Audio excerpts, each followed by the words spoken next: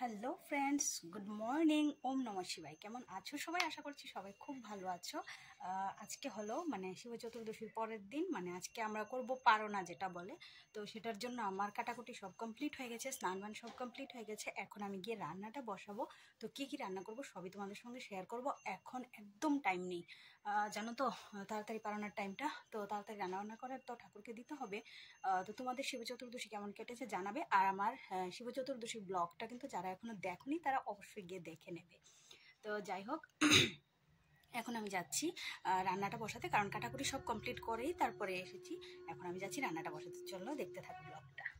অনেকটা বেলা হয়ে গেল, তাই আমি কিছু রান্না কমপ্লিট করে তারপর তোমাদের সঙ্গে শেয়ার করছি। এখানে দেখো আমার সবজিটাও প্রায় হয়ে যাচ্ছে, আর এখানে শাক হয়ে গেছে।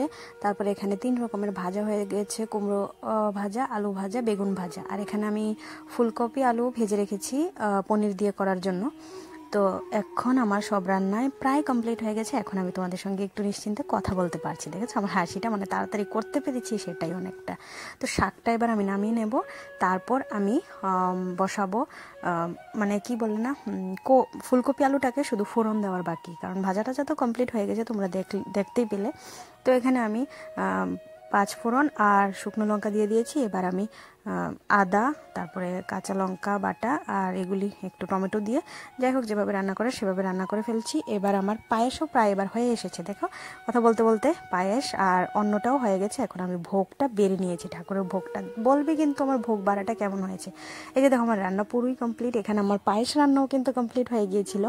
তো ব্লগটাকে আমি বেশি বড় করব না, এই জন্য আমি ছোট ছোট করেই কিন্তু ক্লিপসগুলি নিয়েছিলাম। তো এখানে দেখো আমার ভোগ বাড়াও কমপ্লিট হয়ে গেছে, 3 থালার মধ্যে বেড়ে নিয়েছি। এবার দেখো আমি ঠাকুর ঘরে চলে এসেছি। এই যে দেখো আমাদের ভোগ এখানে দেওয়াও হয়ে গেছে, ভগবানকে নিবেদনও করা হয়ে গেছে। এখন শুধু উলুধ্বনি দিয়েই হয়ে যাবে, দিলেই হয়ে যাবে পুজো। তো এই ছিল আজকের আমার পারনার ব্লগটা, সারাদিনের ব্লগটা। তো এই ব্লগটাকে আমি আর বেশি বড় করব না। এখন শুধু পুজোটা দেখো তোমরা কেমন লাগছে, কিন্তু অবশ্যই কমেন্ট করে জানাবে। আর আমি জানি আমি যদিও ভালো রান্না পারি না, তবুও চেষ্টা করি সবসময় ঠাকুরের জন্য একটু রান্নাবান্না করার জন্য। তো অনেক ব্লগে কিন্তু তোমরা দেখেছিলে। তো এখানে দেখো শাশুড়ি মা এখানে পুজোটা দিচ্ছে, আর আমি এখানে দাঁড়িয়ে ওলো দিচ্ছিলাম। তো পূজা হয়ে গেছে, এখন আমরা সবাই প্রসাদ গ্রহণ করব। তো আবার তোমাদের সঙ্গে কথা বলতে এসেছি, কারণ এখন আমার কাজ টাজ কমপ্লিট হয়ে গেছে, এখন খাওয়া দাওয়া সব শেষ। তো পুজো তো তোমরা দেখেছো। আমি আজকে কি কি রান্না বান্না করেছি। আজকে কি বলে পারণ বিধিটাও তোমরা দেখতে পেয়েছো। তো এই হলো আমাদের শিব চতুর্দশী ব্রত পালন করা কমপ্লিট হয়ে গেছে। তো এখন বাজে 3:15 বাজে। অংশ যেহেতু বাড়িতে নেই, বাড়িতে নেই, তোমাদেরকে তো সকালবেলা বলতে ভুলেই গিয়েছিলাম। কারণ অংশ বাড়িতে থাকলে তো জানোই আমার একটু কাজ করতে অসুবিধা হয়, অনেক দুষ্টামি করে, এই জন্য মার কাছে পাঠিয়ে দিয়েছি। অংশের সঙ্গে এখন এসে এইমাত্র ভিডিও কলে কথা বলেছি। ওকে আমি বলছি, বাবা তুমি বাড়িতে আসবে না? বলছি যে না, ও বাড়িতে আসবে না, দিদনের সঙ্গে থাকবে। যাই হোক, থাকে, মার কাছে থাকে। সকালবেলা খেয়েছে, তারপরে মাও পূজা করেছে। মাও সকালবেলা 9টার আগেই মা খিচুড়ি, তারপরে পায়েস, তারপরে 3-4 রকমের ভাজা, যাই হোক এগুলি দিয়ে মা ভোগ টোগ লাগিয়ে ফেলেছিল। মার পারনা হয়ে গেছিল, অনেক সকালবেলায় হয়ে গেছিল, 9টার মধ্যেই মার কমপ্লিট। আমাদের একটু দেরি হয়েছে। তারপরে অংশকে মা রেখেছে বাড়িতে। তো আমাদের তো বাড়িতে জানোই অংশের দিদি ভাই আছে, মামি আছে, সবাই আছে। যাই হোক, সবাই মিলে অংশকে রেখেছে। সকালবেলাও খেয়েছে, ঘুমিয়েছে, ঘুম থেকে উঠে আবার দুপুরবেলাও খেয়েছে। এখন আমি কথা বলেছি, এখন খেলাধুলা করছে। আর এবার আমি আরও যাব, অংশকেও আনতে যাব, আর একটু বেরোবো, কারণ কালকে তো দেখিয়েছো আমার ব্লগ, তো কালকের ব্লগটা তো দেখিয়েছিলে যে কালকে একদমই বেরোইনি ঘর থেকে, ও বাড়িতে ছিল না। আজকে সানডে বলে বাড়িতে আছে, যদিও সকালবেলাটা বাড়িতে ছিল না, দুপুরবেলা এসেছে, টিউশন ছিল। তো এখন ও একটু ঘুমাচ্ছে, ঘুম থেকে উঠলেই আমাকে বলবে তাড়াতাড়ি রেডি হও, বাবাকে আনতে যেতে হবে। যাই হোক, এই ফাঁকে একটু দেখি, একটু ঘোরাঘুরিও যদি করতে পারি, যদি কোথাও যাই, কোনো শিব মন্দিরে যদি যাই, তাহলে তোমাদের সঙ্গে অবশ্যই শেয়ার করব। আর সকালবেলা থেকে এখন পর্যন্ত ব্লগটা আমি এখানেই শেষ করব।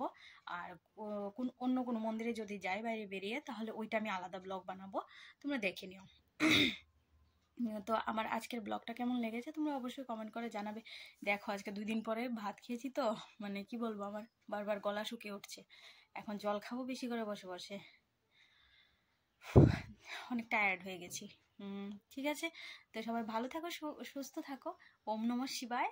আর ব্লগটা এখানে এন্ড করছি, দেখা হচ্ছে আর একটা নেক্সট ব্লগে। আজকের মতো টাটা, সবাই ভালো থেকো। আর আমি এখন একটু মানে কি বলবো, একটু তাড়াহুড়াই আছি, কারণ সত্যি অনেক আজকে সারাদিন বাড়িতে ছিল না। খারাপ লাগলেও কিছু করার নেই, কারণ আমি কাজ করতে পারবো না। এজন্য একমাত্র মায়েরাই সব কিছু পারে, স্যাক্রিফাইস মায়েরাই পারে। যাই হোক, কষ্ট হয়েছে, কষ্ট পেয়েছি, কিন্তু তবুও ঠিক আছে। তবুও একটা একটা কথা ভেবে বেশ ভালোই লাগছিল। আমি ওর মা, আর ও আছে আমার মায়ের কাছে, সুতরাং কমপ্লিটলি সেফ, কমপ্লিটলি সেফ। ঠিক আছে, এর চেয়ে বেশি বা এর থেকে বেশি আর কিছু বলার নেই, আমার কাছে ভাষা নেই। তোমরা সবাই জানো, সব মেয়েরাই বুঝবে। এটাই বলবো, পজিটিভ ওয়েতে। সে মানে তাই তো বললাম, বলে না দিদা বাচ্চাদের দ্বিতীয় মা হয়, সেরকম এটাই আর কি।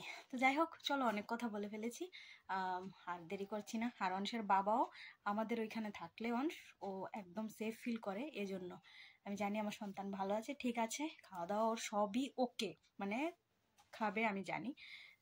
আমার থেকেও বেশি আমার বাড়িতে থাকলে আমার মা ওকে খাওয়াতে পারে। সেটা তোমরা ছোটবেলা থেকে দেখছো, ছোটবেলা থেকেই কিন্তু আমি সবকিছু শেয়ার করছি। যাই হোক, এটা ভেবে বললাম না, একটা কথা আছে দেখবে, দিদা হচ্ছে বাচ্চাদের জন্য, বাচ্চাদের দ্বিতীয় মা, একদম একদম। তাই তো বললাম, অন্য কোথাও যে কোনো ওখানে থাকুক, আমার একটু চিন্তা থাকলেও আমাদের বাড়িতে আছে, মানে আমি অংশের মা, ও আছে আমার মার কাছে, কমপ্লিটলি সেফ। আর কিছু বলার নেই। আর আর বক বক করে আর ভিডিওটা আর বড় করছি না, আমি তাড়াতাড়ি রেডিও হতে হবে। নেক্সট ব্লগে তোমরা নেক্সট কি কি হয় সেটা দেখতে পারবে। তো আজকের মতো টাটা, এই ব্লগটা এখানে এন্ড করছি, দেখা হচ্ছে একটা নতুন ভিডিওতে। বাই।